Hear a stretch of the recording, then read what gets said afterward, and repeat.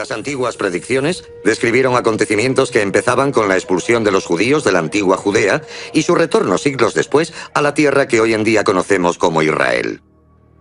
Según algunos comentaristas de la Biblia, eso significa que en 1948 empezó una mortífera cuenta atrás.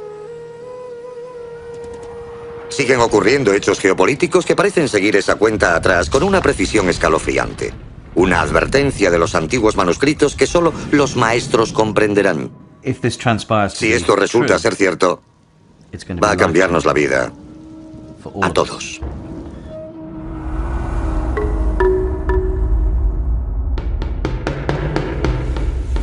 Él, el anticristo, hace que a todos, pequeños y grandes, ricos y pobres, libres y esclavos, se les ponga una marca en la mano derecha o en la frente, de modo que nadie pueda comprar ni vender si no tiene la marca.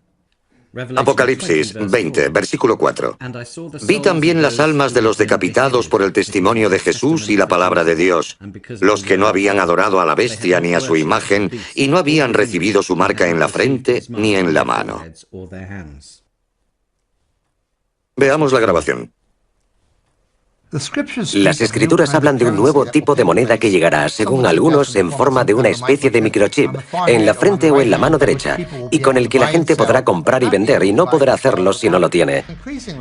Cada vez más, las instituciones financieras buscan nuevas tecnologías, intentando encontrar un tipo de moneda que funcione como las tarjetas de crédito, pero sin serlo, para que no sea fácil falsificarla, ni se pueda estafar a nadie. Obviamente, la implantación es la dirección en la que va esta tecnología. Sin duda, la siguiente revolución va a ser la nanotecnología. Es la capacidad para crear estructuras que manipulen la materia a nivel atómico y molecular. Podrá manifestarse en diminutos chips. Así que los humanos se convertirán en tecnología andante. La implantación ya se está dando a nivel experimental en los humanos. La tecnología básica ya existe, y el Apocalipsis nos dice que esa será la moneda final, y que nadie podrá comprar ni vender sin ella. Quien controle esa tecnología acabará controlando nuestras vidas. Y es muy probable que al final sea el gobierno el que controle todas esas tecnologías. Ahora ya podemos verlo. Los gobiernos han nacionalizado varias industrias, las mantienen, las regulan, tendrán el control, y esas tecnologías dominarán y controlarán nuestras vidas y podrán usarse con fines inicuos.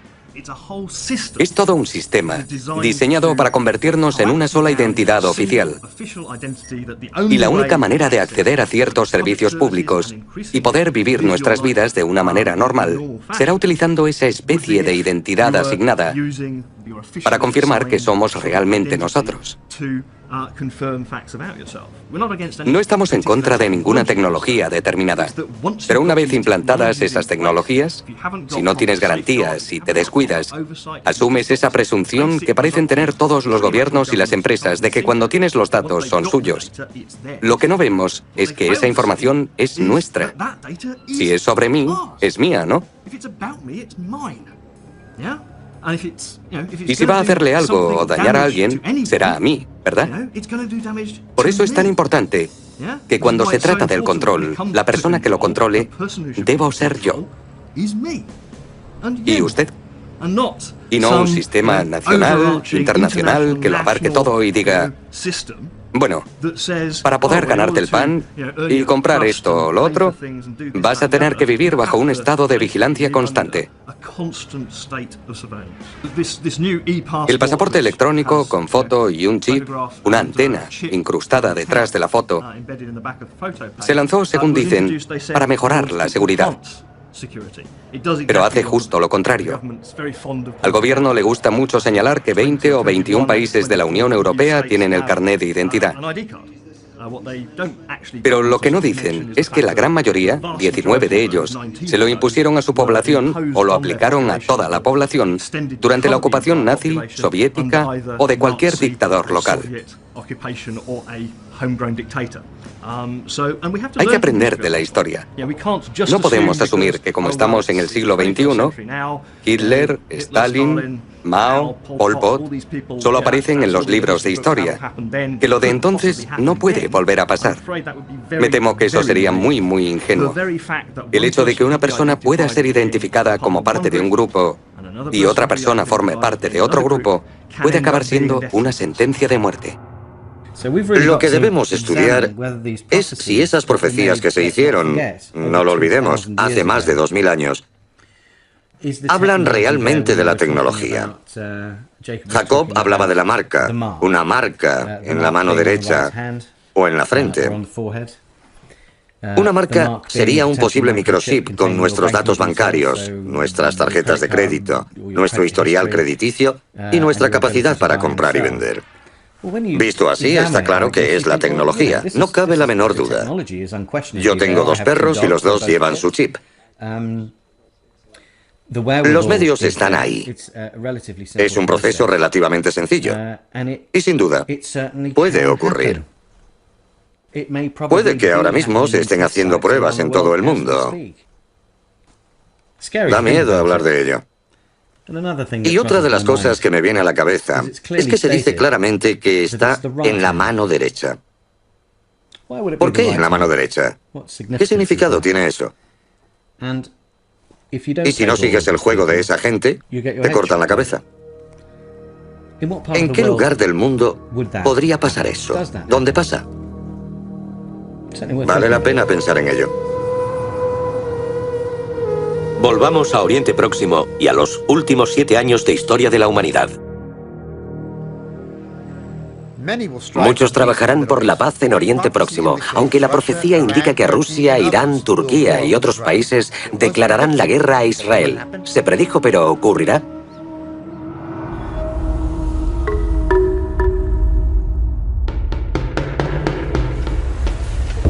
El Apocalipsis y el libro del profeta Daniel hablan de esos últimos 7 años de la historia humana divididos en 2 mitades. Al comienzo de esos 7 años se firmará un tratado con el objetivo de llevar la paz a Oriente Próximo entre Israel y las naciones que le rodean, pero a mitad de ese periodo el llamado anticristo romperá el tratado. Esa persona llegará e intentará convencer a los judíos de que es una especie de libertador que llevará la paz a Oriente Próximo. Pero no solo engañará a Israel, sino a las naciones. Llegará como un hombre de paz, pero en realidad será un hombre de guerra. Si nos fijamos en la historia de la resolución de los conflictos enconados, suelen ser las personas más radicales, las más inflexibles y rutinarias, a las que cuesta más cambiar, las que al final consiguen la paz. Sobre todo porque son capaces de arrastrar a la mayoría de sus electores. Soy optimista y creo que una persona como Netanyahu puede generar un consenso o mover a Israel en la dirección correcta. Esto no se basa en ningún hecho, porque cualquier persona con la que hablemos de la situación actual será bastante pesimista sobre el resultado, pero las soluciones también pueden venir de la nada.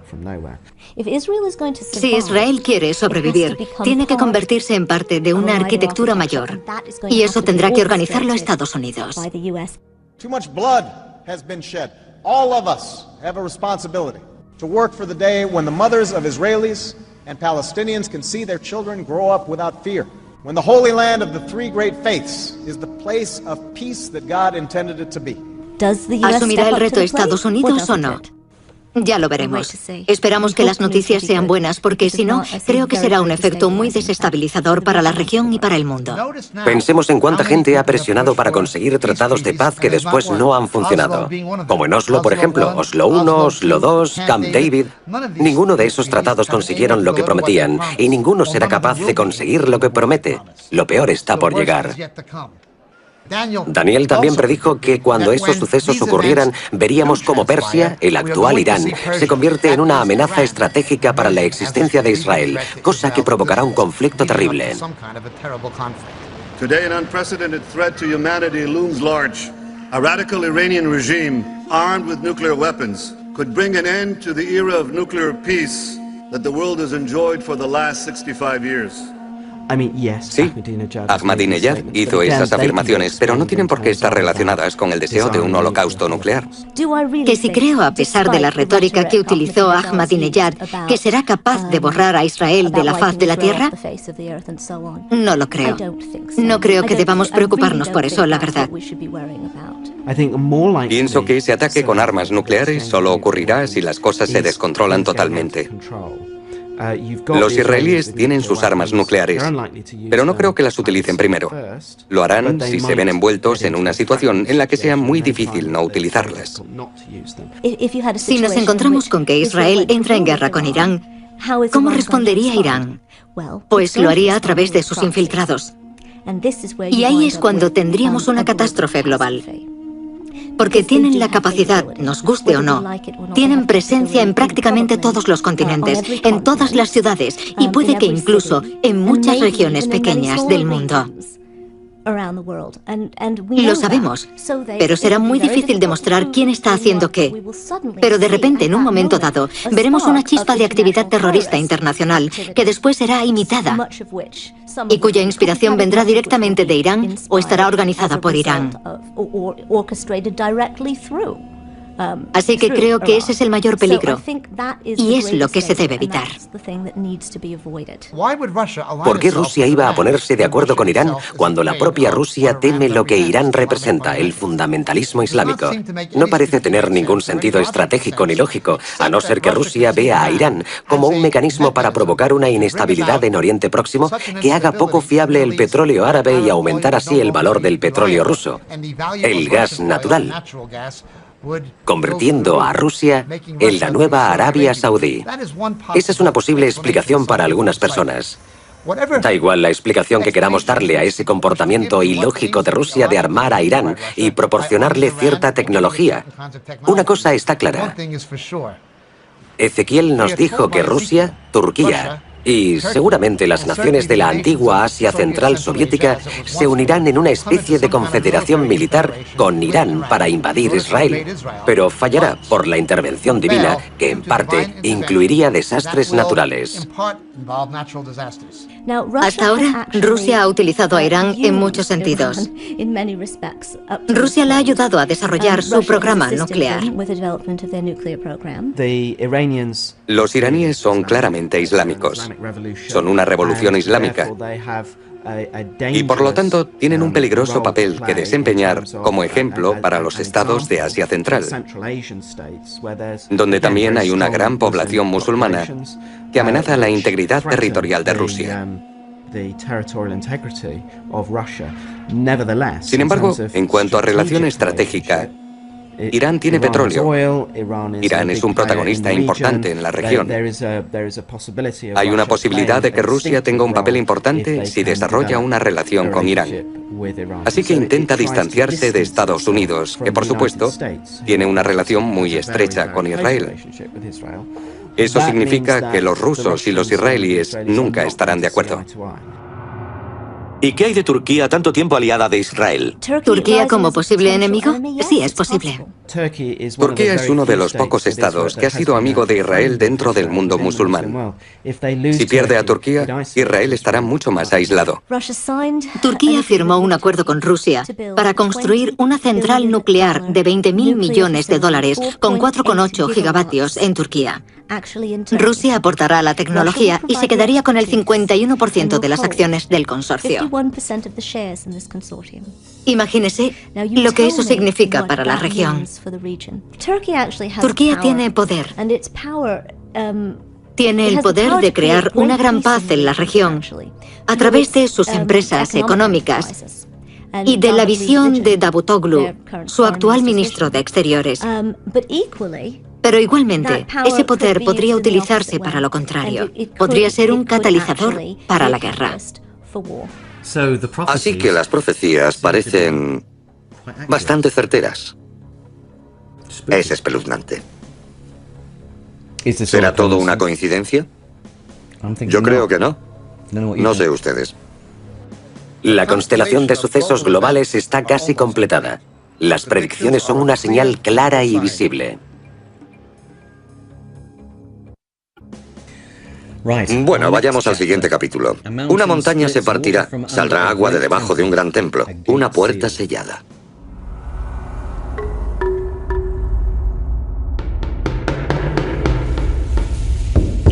Aquel día se plantarán sus pies sobre el Monte de los Olivos, al este de Jerusalén. El Monte de los Olivos se partirá en dos, al este y al oeste. Quedará un gran valle. Aquel día brotarán aguas vivas de Jerusalén. La mitad irá al mar oriental, la otra mitad al occidental. El profeta hebreo Isaías dijo que el retorno del Mesías empezaría en el sur de Jordania, cerca de la ciudad fortaleza de Petra. Pero el Mesías se elevaría en el Monte de los Olivos. Y eso es exactamente lo que dice el Nuevo Testamento. Jesús ascendió desde el Monte de los Olivos y volverá del mismo modo y al mismo lugar. Y el Monte de los Olivos se abrirá seguramente por la pared donde se sabe que hay una fisura.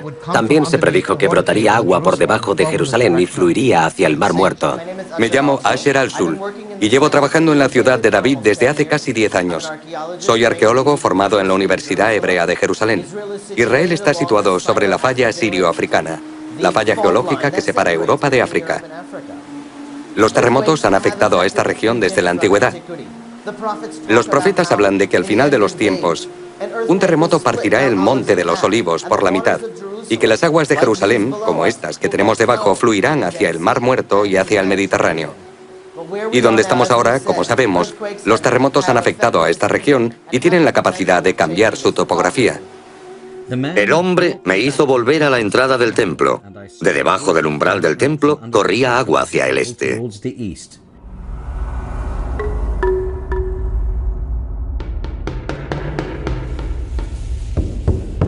El templo tendrá que reconstruirse y según el Apocalipsis capítulo 11, será digamos un templo tribulacional. Eso tiene que ocurrir y ahora mismo hay yeshivas, escuelas religiosas judías, ocupándose de resucitar al antiguo sacerdocio levítico. Hay un instituto del templo que está recogiendo, restaurando y diseñando los objetos necesarios para reintroducir el culto levítico. Está ocurriendo mientras hablamos. La Torá nos obliga. Construidme un santuario y moraré entre la gente. Y eso exactamente estamos haciendo. Estamos intentando construir la casa de Dios, el tercer templo, como anunciaron los profetas, todos y cada uno de ellos, porque ese es el mismo centro del libro. Hay que responder a las órdenes, a las obligaciones de la palabra de Dios. Construidme un santuario y yo moraré entre vosotros. Así que empezamos con las cosas principales. La mesa del pan, el altar del incienso, la menora, los instrumentos musicales, las vestiduras del sumo sacerdote. Y poco a poco hemos conseguido reunir más de 70 elementos. Empezamos hace solo 25 años con un grupo pequeño de personas y ahora hay más de 100.000 personas que nos visitan cada año. Hay cientos de miles de personas de todo el mundo que entran en nuestra página web cada día y que intentan formar parte de este piadoso fenómeno histórico. Ha llegado el momento de que el mundo se congregue en torno a un solo Dios, y donde Él dijo, en Jerusalén. En cuanto empecemos, deberíamos tardar 1 o 2 años en construirlo. El 21 de mayo de 2009, el fiel movimiento del Monte del Templo presentó al mundo en Jerusalén la piedra angular del templo de 13 toneladas de peso. Luego, el hombre, un ángel, me hizo volver al pórtico exterior del santuario que mira hacia oriente. Estaba cerrado. El Señor me dijo, este pórtico permanecerá cerrado.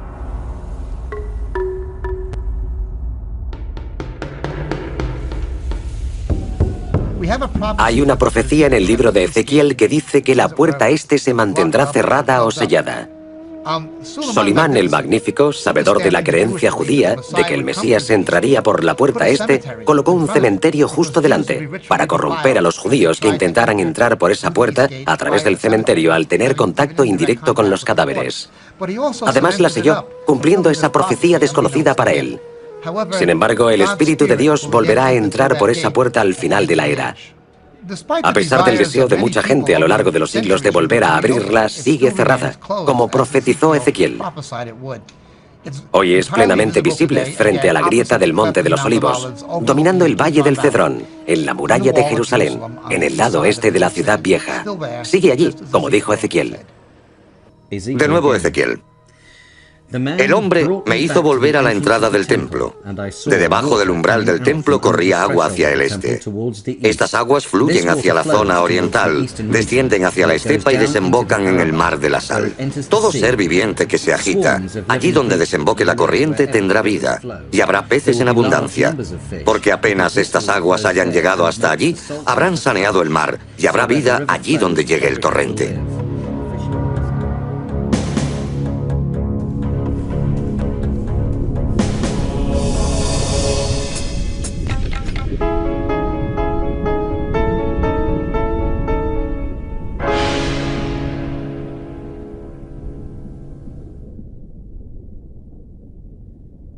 Bien, todo esto aún no ha pasado. Aún tiene que construirse el templo, si es que se hace, pero sin duda los preparativos ya están en marcha. Incluso los detalles más pequeños. Es casi como si las profecías fueran un manual de instrucciones para saber qué hay que hacer para el Mesías. Hemos visto pruebas de que hay agua bajo Jerusalén. Así que algo que se predijo hace 2500 años parece estar basado en datos. La verdad es que todo es muy factible, muy posible y muy espeluznante, porque se predijo hace 2500 años, cuando aún no se sabía nada de las fallas geológicas.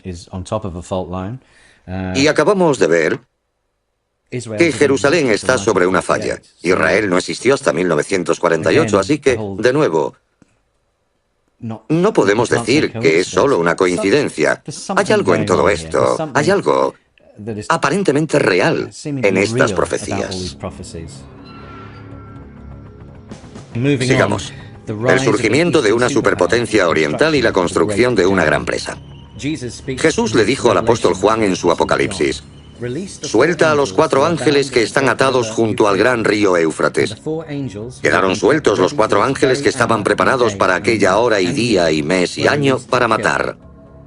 Y el número de las tropas de caballería era 200 millones.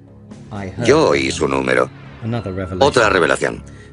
El 6º ángel derramó su copa sobre el gran río, el Éufrates, y se secó su agua, de forma que quedó preparado el camino de los reyes que vienen del oriente, y los congregó en un lugar llamado en hebreo Armagedón.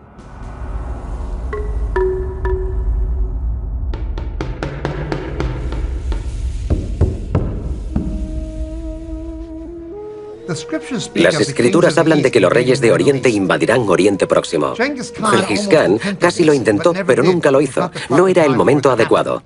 Las únicas naciones del mundo que podrían reunir un ejército de 200 millones serían las de Extremo Oriente.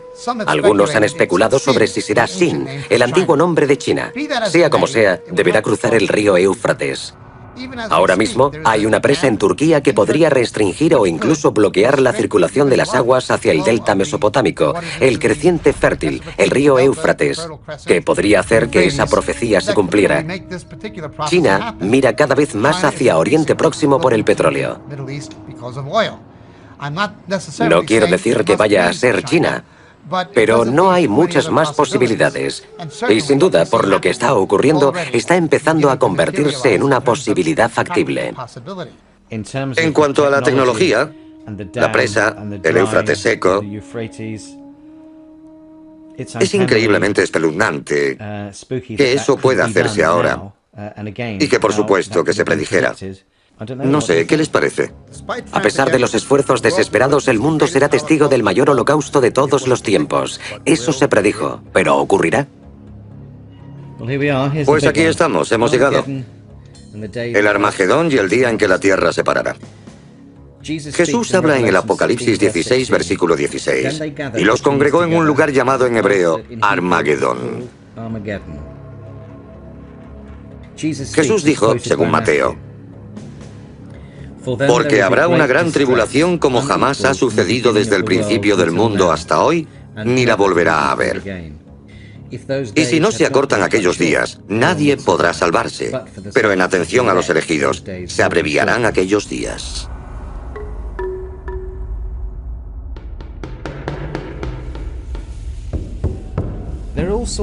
Hay muchas formas de cortar la tarta, digamos. Podemos decir, por ejemplo, que Estados Unidos y Rusia poseen entre los dos el 96 o 97% del arsenal nuclear del mundo. En ese sentido, si tuviera que haber un accidente o algún tipo de guerra y un gran ataque nuclear, seguramente sería entre ellos dos. Aparte de esos estados con armas nucleares, es muy difícil saber quién más. Aunque yo diría que de todos, Pakistán es probablemente el mayor problema. Pero también Israel, al que no he mencionado. Israel tiene una relación muy complicada con sus vecinos y aunque ninguno tiene aún armas nucleares para hacerle frente, y nadie cree tampoco que Israel lance armas nucleares en un futuro cercano, podría crearse una situación conflictiva en cualquier momento que implicara el uso de esas armas. Seguramente será cuando Irán tenga armas nucleares. Y esa relación entre Irán e Israel es la que tendremos que vigilar los próximos años, pues puede ser muy conflictiva.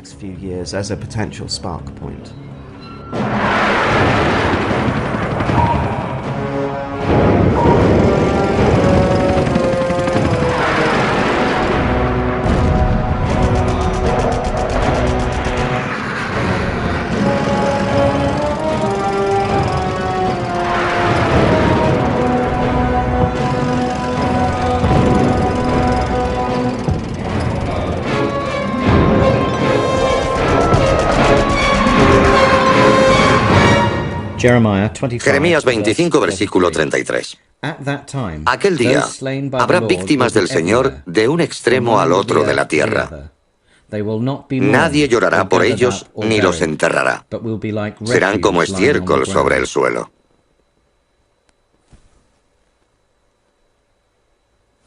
Tengo la imagen en mi mente de millones de cuerpos amontonados en el suelo, ya sea como resultado de algún artefacto enorme, una bomba de un megatón, una bomba nuclear. Pero según pone aquí, se está hablando de toda la Tierra. Absolutamente aterrador y tristemente posible.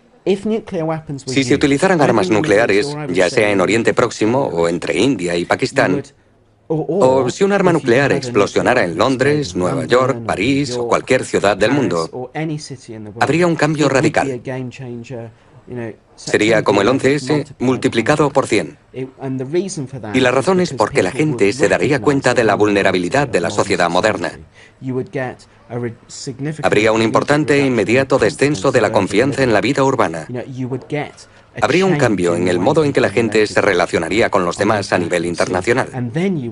Y después habría dos opciones importantes. Por un lado, la de que todos necesitáramos armas nucleares para defendernos. Sería lo mismo, pero implicando a todo el mundo.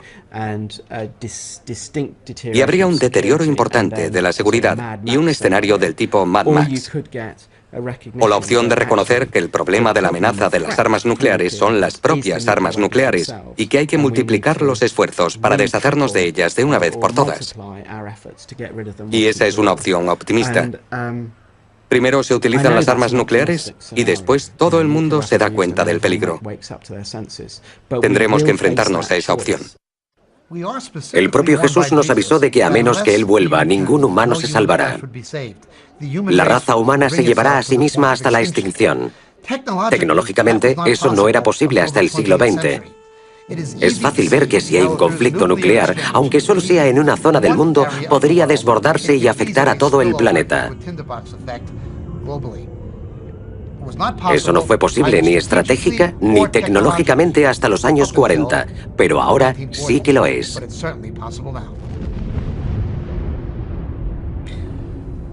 Yo he visto una imagen horrible en mi cabeza. No sé ustedes.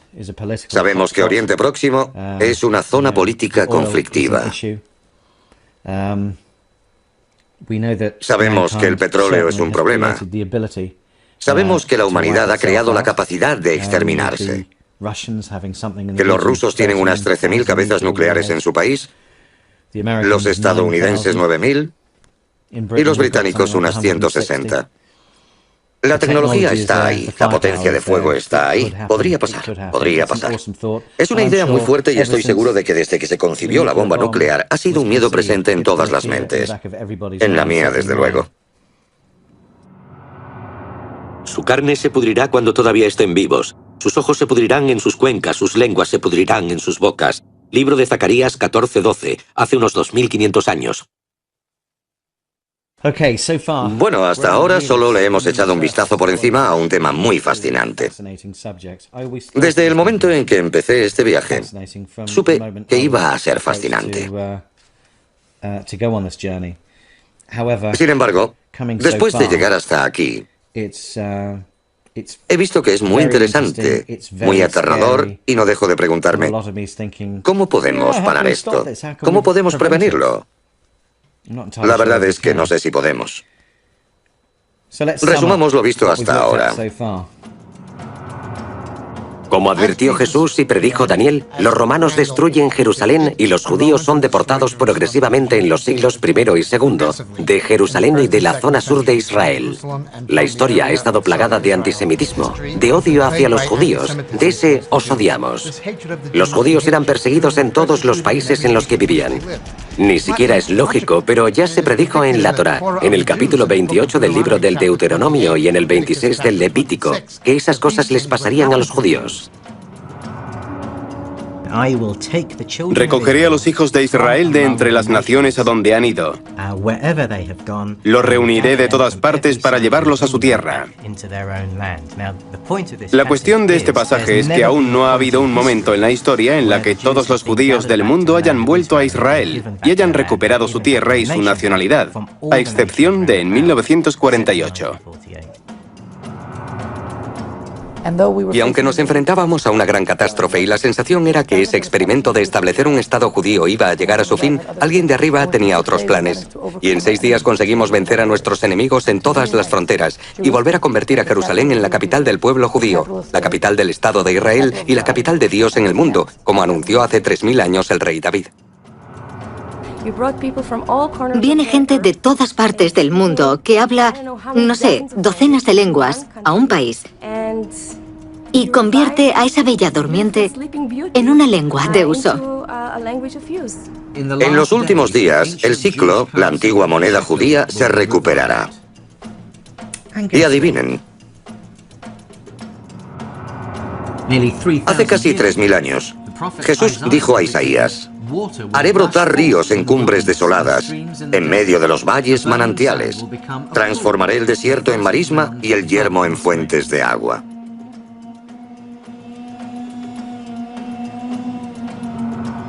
Las primeras personas que vinieron aquí solo vieron agua salada y desierto. Cuando Israel se convirtió en una nación en 1948, hubo un importante programa nacional de reforestación que literalmente cumplía la profecía. Y por supuesto, Israel es la huerta de Oriente Próximo. En ninguna otra parte de la región se encuentra tanta tierra cultivable ganada al desierto. Y las montañas manarán vino dulce, y sus frutos llenarán el mundo. Vais a oír hablar de guerras y noticias de guerra. Se levantará pueblo contra pueblo y reino contra reino. Habrá hambre y terremotos, señales en el sol, la luna y las estrellas. A las naciones les angustiará el rugido y la sacudida del mar. Los hombres se desmayarán de terror, inquietos por lo que le ocurrirá al mundo. Esas cosas ocurrirán. Los hombres serán egoístas, avariciosos, fanfarrones, soberbios, blasfemos, desobedientes, ingratos, irreligiosos, despiadados, desleales, calumniadores, desenfrenados, brutales, enemigos del bien, traidores, precipitados, engreídos, amigos del placer.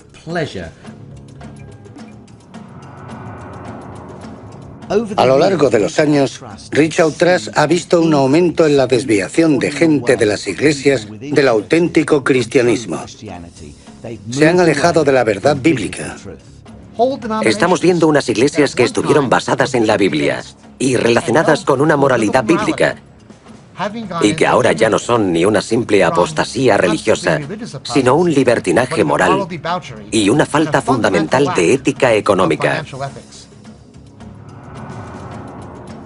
Habrá una confluencia de desastres medioambientales, económicos, políticos y estratégicos, la mayoría centrados en Oriente Próximo. En la desesperación, el mundo recurrirá a un líder político y a un líder religioso como una especie de figura redentora.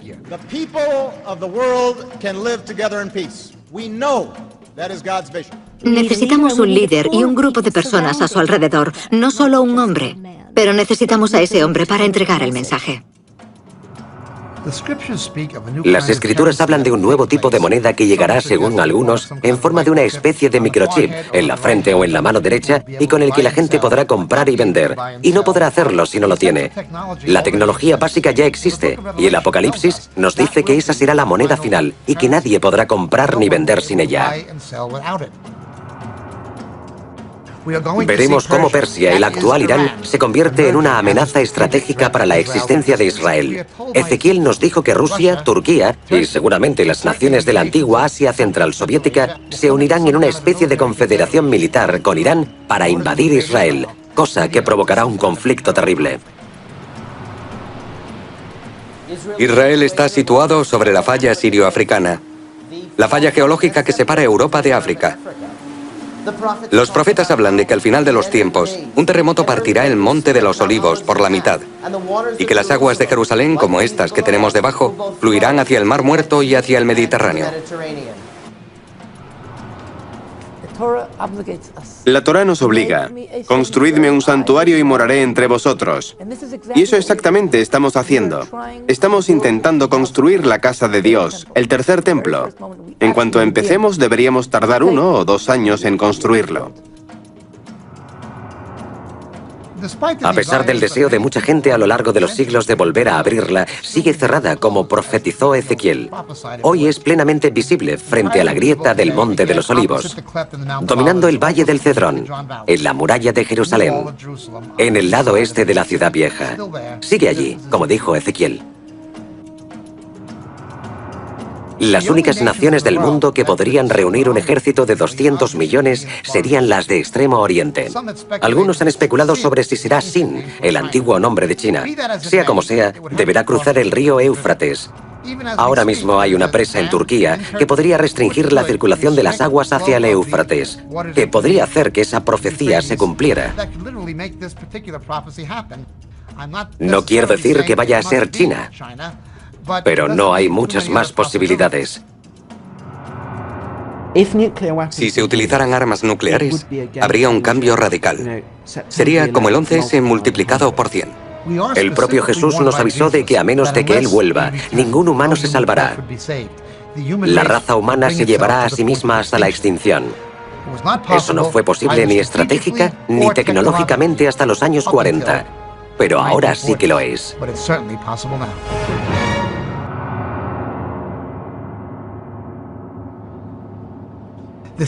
Igual que en tiempos de Daniel, hubo gente que entendió los acontecimientos de esa época, también habrá gente que en los últimos días hará lo mismo. Serán capaces de entender, pero ya nos avisó Daniel, los malvados no lo entenderán. Y también nos avisó de que habría una salida. El Nuevo Testamento enseña a sí mismo que cuando esos sucesos empiecen a ocurrir, llegará un momento en que los justos podrán escapar. Bueno, todos hemos visto lo mismo y es fascinante. Primero, debemos aceptar si lo que hemos visto ocurrirá en el futuro y no en un futuro muy lejano, por lo que parece. Creo que solo pueden sacarse 2 conclusiones. Una es que todo esto son tonterías, no es verdad, no va a pasar. Y por lo tanto no hay nada de qué preocuparse, podemos levantarnos y decir, bueno, ha sido entretenido y seguir con nuestras vidas, que no está mal. Y la otra es aceptar que esto es lo que ocurrirá en el futuro y empezar a pensar cómo afrontarlo y qué podemos hacer. Para mí, esta es la más difícil. Lo fácil es olvidarse. Este viaje ha sido increíble. Muy interesante y preocupante al mismo tiempo. Pero me ha dejado con ganas de saber más. Ahora les dejo en las expertas manos de Jacob. Quiero que la gente estudie las pruebas y se convenza por sí misma. Creo, de hecho estoy totalmente convencido, de que las personas que estudien realmente las pruebas y reflexionen sobre ellas se quedarán atónitas con la conclusión a la que llegarán.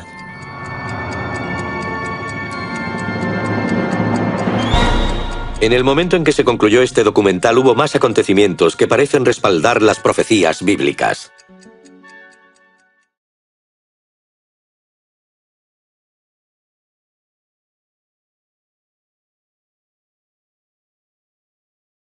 Llamado en hebreo Armagedón.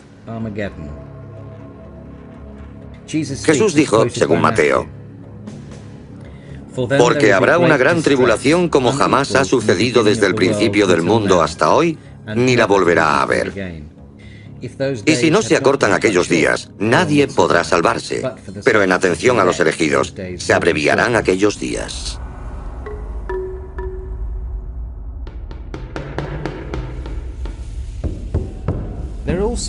Hay muchas formas de cortar la tarta, digamos. Podemos decir, por ejemplo, que Estados Unidos y Rusia poseen entre los dos el 96 o 97% del arsenal nuclear del mundo. En ese sentido, si tuviera que haber un accidente o algún tipo de guerra y un gran ataque nuclear, seguramente sería entre ellos dos. Aparte de esos estados con armas nucleares, es muy difícil saber quién más. Aunque yo diría que de todos, Pakistán es probablemente el mayor problema. Pero también Israel, al que no he mencionado. Israel tiene una relación muy complicada con sus vecinos y aunque ninguno tiene aún armas nucleares para hacerle frente, y nadie cree tampoco que Israel lance armas nucleares en un futuro cercano, podría crearse una situación conflictiva en cualquier momento que implicara el uso de esas armas. Seguramente será cuando Irán tenga armas nucleares. Y esa relación entre Irán e Israel es la que tendremos que vigilar los próximos años, pues puede ser muy conflictiva.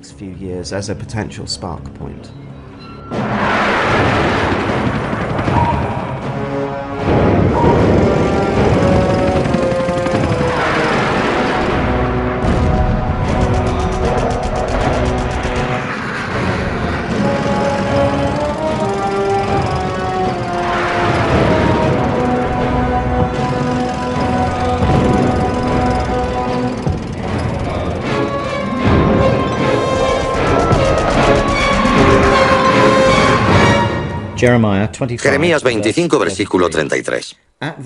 Aquel día habrá víctimas del Señor de un extremo al otro de la tierra.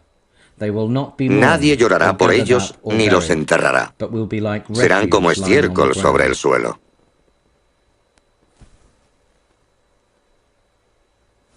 Tengo la imagen en mi mente de millones de cuerpos amontonados en el suelo, ya sea como resultado de algún artefacto enorme, una bomba de un megatón, una bomba nuclear.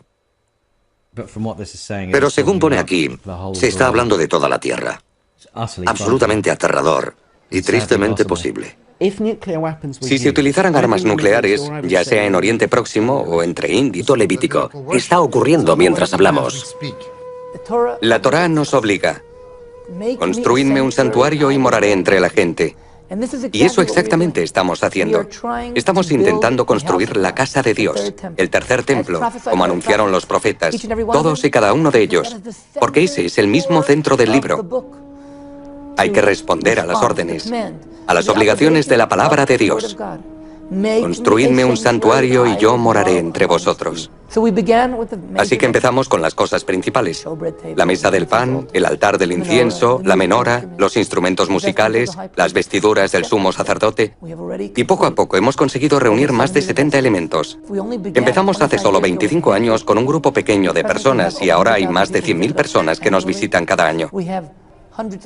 Hay cientos de miles de personas de todo el mundo que entran en nuestra página web cada día y que intentan formar parte de este piadoso fenómeno histórico. Ha llegado el momento de que el mundo se congregue en torno a un solo Dios, y donde Él dijo, en Jerusalén. En cuanto empecemos, deberíamos tardar 1 o 2 años en construirlo.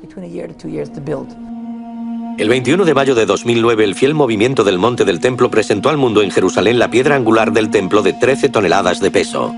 Luego, el hombre, un ángel, me hizo volver al pórtico exterior del santuario que mira hacia oriente. Estaba cerrado. El Señor me dijo, este pórtico permanecerá cerrado.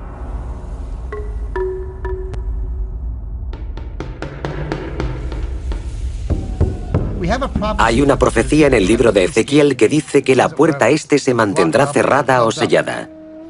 Solimán el Magnífico, sabedor de la creencia judía de que el Mesías entraría por la puerta este, colocó un cementerio justo delante, para corromper a los judíos que intentaran entrar por esa puerta a través del cementerio al tener contacto indirecto con los cadáveres. Además la selló, cumpliendo esa profecía desconocida para él. Sin embargo, el Espíritu de Dios volverá a entrar por esa puerta al final de la era. A pesar del deseo de mucha gente a lo largo de los siglos de volver a abrirla, sigue cerrada, como profetizó Ezequiel. Hoy es plenamente visible frente a la grieta del Monte de los Olivos, dominando el Valle del Cedrón, en la muralla de Jerusalén, en el lado este de la ciudad vieja. Sigue allí, como dijo Ezequiel. De nuevo Ezequiel.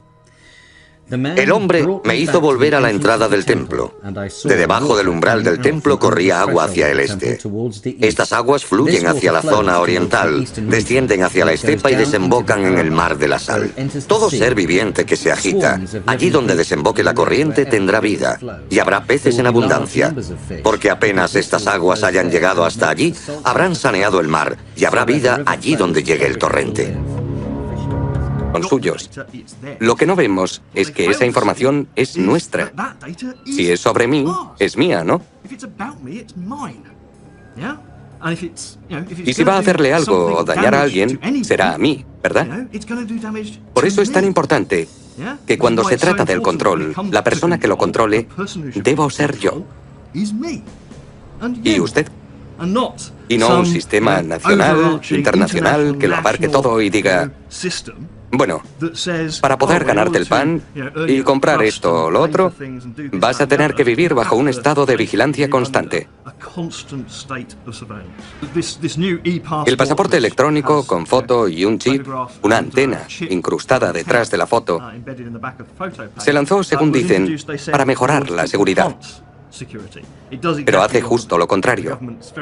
Al gobierno le gusta mucho señalar que 20 o 21 países de la Unión Europea tienen el carné de identidad.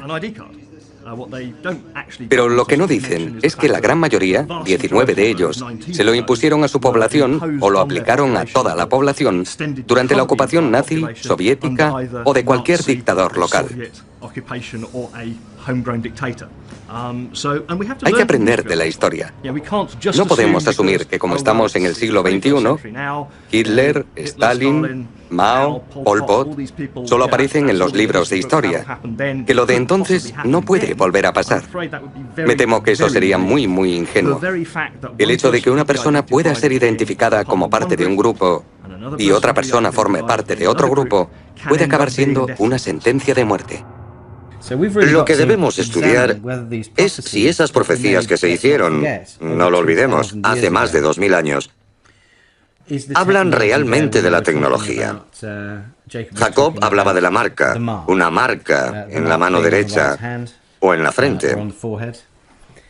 Una marca sería un posible microchip con nuestros datos bancarios, nuestras tarjetas de crédito, nuestro historial crediticio y nuestra capacidad para comprar y vender. Visto así, está claro que es la tecnología. No cabe la menor duda. Yo tengo 2 perros y los 2 llevan su chip. Los medios están ahí. Es un proceso relativamente sencillo. Y sin duda, puede ocurrir. Puede que ahora mismo se estén haciendo pruebas en todo el mundo. Da miedo hablar de ello. Y otra de las cosas que me viene a la cabeza es que se dice claramente que está en la mano derecha. ¿Por qué en la mano derecha? ¿Qué significado tiene eso? Y si no sigues el juego de esa gente, te cortan la cabeza. ¿En qué lugar del mundo podría pasar eso? ¿Dónde? 4.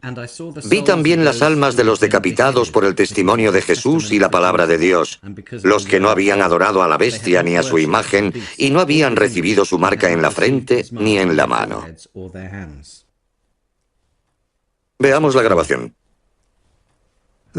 Las escrituras hablan de un nuevo tipo de moneda que llegará, según algunos, en forma de una especie de microchip, en la frente o en la mano derecha, y con el que la gente podrá comprar y vender y no podrá hacerlo si no lo tiene. Cada vez más, las instituciones financieras buscan nuevas tecnologías, intentando encontrar un tipo de moneda que funcione como las tarjetas de crédito, pero sin serlo, para que no sea fácil falsificarla ni se pueda estafar a nadie. Obviamente, la implantación es la dirección en la que va esta tecnología. Sin duda, la siguiente revolución va a ser la nanotecnología. Es la capacidad para crear estructuras que manipulen la materia a nivel atómico y molecular. Podrá manifestarse en diminutos chips. Así que los humanos se convertirán en tecnología andante. La implantación ya se está dando a nivel experimental en los humanos. La tecnología básica ya existe, y el Apocalipsis nos dice que esa será la moneda final, y que nadie podrá comprar ni vender sin ella. Quien controle esa tecnología acabará controlando nuestras vidas. Y es muy probable que al final sea el gobierno el que controle todas esas tecnologías. Ahora ya podemos verlo. Los gobiernos han nacionalizado varias industrias, las mantienen, las regulan, tendrán el control, y esas tecnologías dominarán y controlarán nuestras vidas y podrán usarse con fines inicuos. Es todo un sistema diseñado para convertirnos en una sola identidad oficial. Y la única manera de acceder a ciertos servicios públicos y poder vivir nuestras vidas de una manera normal será utilizando esa especie de identidad asignada para confirmar que somos realmente nosotros. No estamos en contra de ninguna tecnología determinada, pero una vez implantadas esas tecnologías, si no tienes garantías y te descuidas, asumes esa presunción que parecen tener todos los gobiernos y las empresas de que cuando tienes los datos son suyos. Lo que no vemos es que esa información es nuestra. Si es sobre mí, es mía, ¿no? Y si va a hacerle algo o dañar a alguien, será a mí, ¿verdad? Por eso es tan importante que cuando se trata del control, la persona que lo controle debo ser yo. Y usted. Y no un sistema nacional, internacional, que lo abarque todo y diga... Bueno, muy aterrador, y no dejo de preguntarme, ¿cómo podemos parar esto? ¿Cómo podemos prevenirlo? La verdad es que no sé si podemos. Resumamos lo visto hasta ahora. Como advirtió Jesús y predijo Daniel, los romanos destruyen Jerusalén y los judíos son deportados progresivamente en los siglos I y II de Jerusalén y de la zona sur de Israel. La historia ha estado plagada de antisemitismo, de odio hacia los judíos, de ese os odiamos. Los judíos eran perseguidos en todos los países en los que vivían. Ni siquiera es lógico, pero ya se predijo en la Torá, en el capítulo 28 del libro del Deuteronomio y en el 26 del Levítico, que esas cosas les pasarían a los judíos. Recogeré a los hijos de Israel de entre las naciones a donde han ido. Los reuniré de todas partes para llevarlos a su tierra. La cuestión de este pasaje es que aún no ha habido un momento en la historia en la que todos los judíos del mundo hayan vuelto a Israel y hayan recuperado su tierra y su nacionalidad, a excepción de en 1948. Y aunque nos enfrentábamos a una gran catástrofe y la sensación era que ese experimento de establecer un Estado judío iba a llegar a su fin, alguien de arriba tenía otros planes. Y en 6 días conseguimos vencer a nuestros enemigos en todas las fronteras y volver a convertir a Jerusalén en la capital del pueblo judío, la capital del Estado de Israel y la capital de Dios en el mundo, como anunció hace 3000 años el rey David. Viene gente de todas partes del mundo que habla, no sé, docenas de lenguas a un país y convierte a esa bella durmiente en una lengua de uso. En los últimos días, el siclo, la antigua moneda judía, se recuperará. Y adivinen. Hace casi 3000 años, Jesús dijo a Isaías: haré brotar ríos en cumbres desoladas, en medio de los valles manantiales. Transformaré el desierto en marisma y el yermo en fuentes de agua.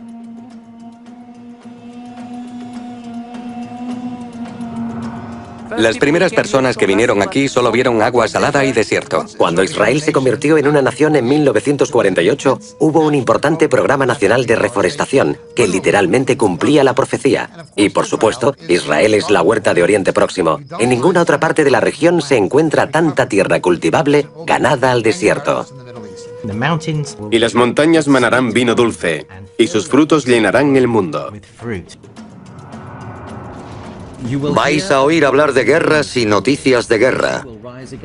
Se levantará pueblo contra pueblo y reino contra reino. Habrá hambre y terremotos, señales en el sol, la luna y las estrellas. Aquel día se plantarán sus pies sobre el Monte de los Olivos, al este de Jerusalén. El Monte de los Olivos se partirá en dos, al este y al oeste. Quedará un gran valle. Aquel día brotarán aguas vivas de Jerusalén. La mitad irá al mar oriental, la otra mitad al occidental. El profeta hebreo Isaías dijo que el retorno del Mesías empezaría en el sur de Jordania, cerca de la ciudad fortaleza de Petra. Pero el Mesías se elevaría en el Monte de los Olivos. Y eso es exactamente lo que dice el Nuevo Testamento. Jesús ascendió desde el Monte de los Olivos y volverá del mismo modo y al mismo lugar. Y el Monte de los Olivos se abrirá seguramente por la pared donde se sabe que hay una fisura. También se predijo que brotaría agua por debajo de Jerusalén y fluiría hacia el Mar Muerto. Me llamo Asher Al-Sul y llevo trabajando en la ciudad de David desde hace casi 10 años. Soy arqueólogo formado en la Universidad Hebrea de Jerusalén. Israel está situado sobre la falla sirio-africana, la falla geológica que separa Europa de África. Los terremotos han afectado a esta región desde la antigüedad. Los profetas hablan de que al final de los tiempos, un terremoto partirá el Monte de los Olivos por la mitad, y que las aguas de Jerusalén, como estas que tenemos debajo, fluirán hacia el Mar Muerto y hacia el Mediterráneo. Y donde estamos ahora, como sabemos, los terremotos han afectado a esta región y tienen la capacidad de cambiar su topografía. El hombre me hizo volver a la entrada del templo. De debajo del umbral del templo corría agua hacia el este.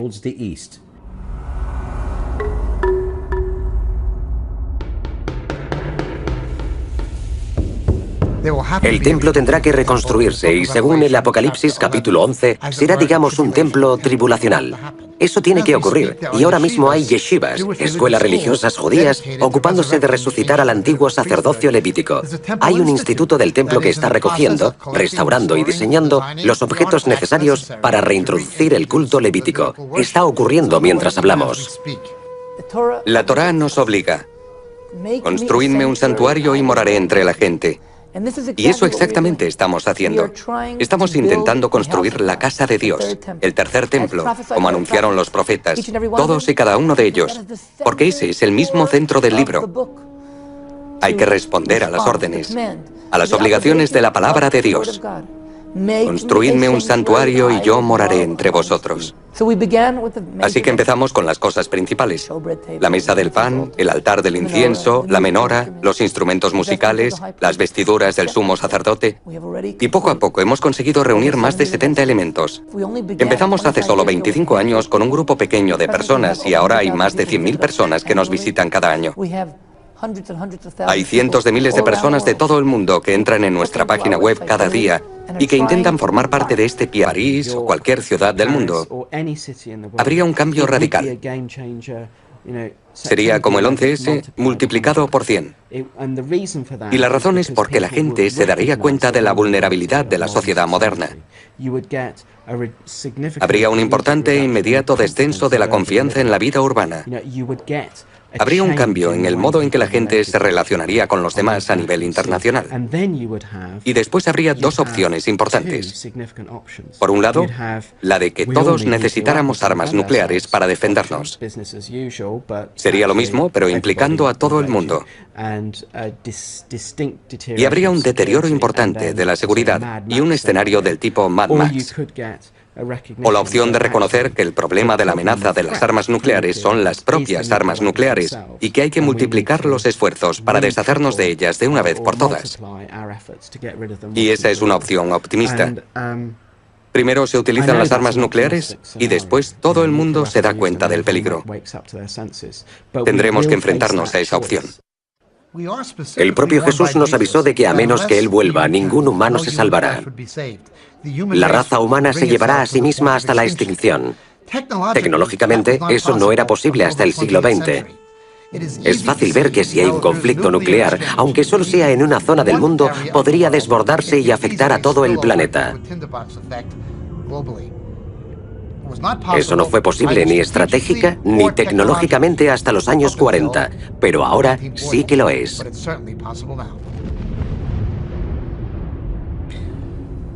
Yo he visto una imagen horrible en mi cabeza.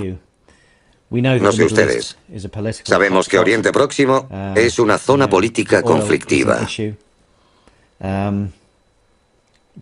Sabemos que el petróleo es un problema. Sabemos que la humanidad ha creado la capacidad de exterminarse.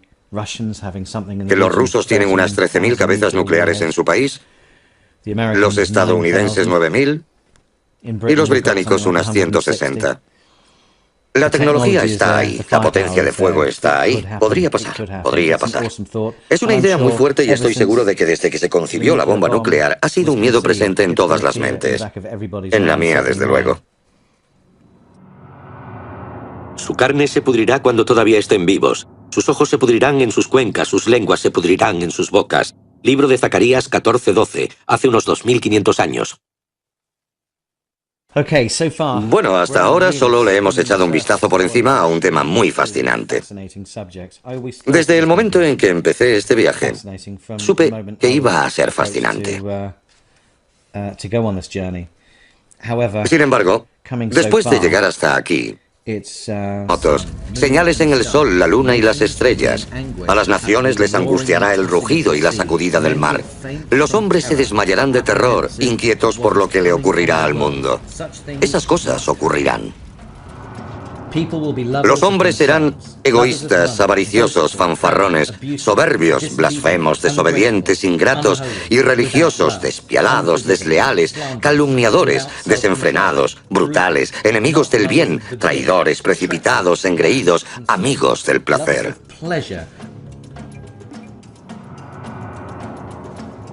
A lo largo de los años, Richard Truss ha visto un aumento en la desviación de gente de las iglesias del auténtico cristianismo. Se han alejado de la verdad bíblica. Estamos viendo unas iglesias que estuvieron basadas en la Biblia y relacionadas con una moralidad bíblica, y que ahora ya no son ni una simple apostasía religiosa, sino un libertinaje moral y una falta fundamental de ética económica.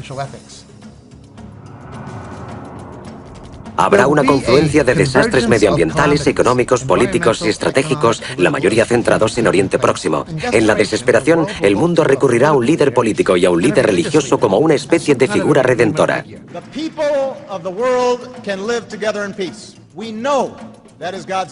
Necesitamos un líder y un grupo de personas a su alrededor, no solo un hombre. Pero necesitamos a ese hombre para entregar el mensaje. Las escrituras hablan de un nuevo tipo de moneda que llegará, según algunos, en forma de una especie de microchip, en la frente o en la mano derecha, y con el que la gente podrá comprar y vender, y no podrá hacerlo si no lo tiene.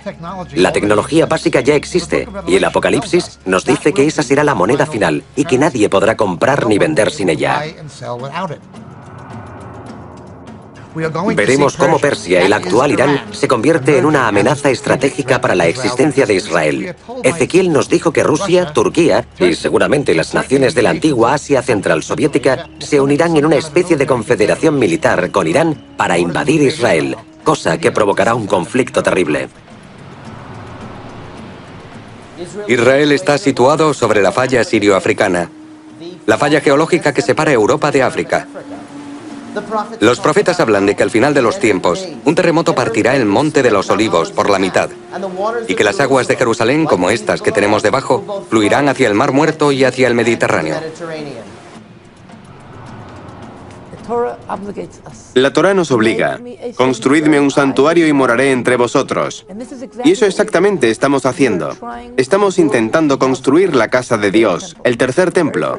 En cuanto empecemos, deberíamos tardar 1 o 2 años en construirlo. Ricos y pobres, libres y esclavos, se les ponga una marca en la mano derecha o en la frente, de modo que nadie pueda comprar ni vender si no tiene la marca. Apocalipsis 20, versículo 4. Vi también las almas de los decapitados por el testimonio de Jesús y la palabra de Dios, los que no habían adorado a la bestia ni a su imagen y no habían recibido su marca en la frente ni en la mano. Veamos la grabación. Las escrituras hablan de un nuevo tipo de moneda que llegará, según algunos, en forma de una especie de microchip, en la frente o en la mano derecha, y con el que la gente podrá comprar y vender y no podrá hacerlo si no lo tiene.